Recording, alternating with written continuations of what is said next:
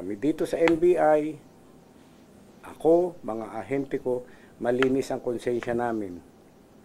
Isa lang yun sa, they want to pin me down, hindi nila alam ang napipin down ng NBI. Si Senator Amy Marcos filed a resolution, gusto niyang paimbestigahan in aid of legislation ng NBI. Your reaction to that, Director? That is welcome.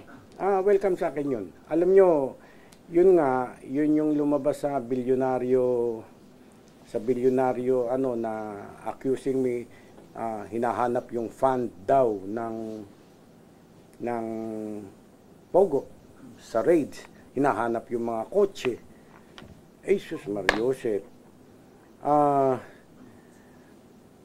Hindi naman umaabot sa direktor yung kung ano man ang nakumpiska. That remains to the investigator or to the court. Nag-file kami ng cases sa court. Everything will be turned over to the court. The cars confiscated, inventory yan. Malalaman kung nasan. At yung sinasabi na binibenta raw, binibili raw ng mga opisyal, tignan nila. Madali yan, LTO lang. Matitrace yan, LTO. Di ba tayo pag bibili ng kotse, we check with the LTO. Saan ba galing yan? Sino dating may-ari? Ganon. Madali yun. Kaya hindi ako nangangamba at malinis naman ng aming konsensya dito sa NBI. No? But then, yung kay Ma'am Amy ay recommendatory pa lang yun to proper committee.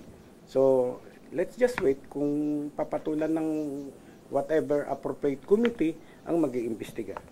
Pero yun, inuulit ko, kami dito sa NBI, ako, mga ahente ko, malinis ang konsensya namin. Isa lang yun sa, they want to pin me down, hindi nila alam ang napipin down ng NBI. Ang bureau ang naki-question na ngayon. Not Santiago. I have told you that already.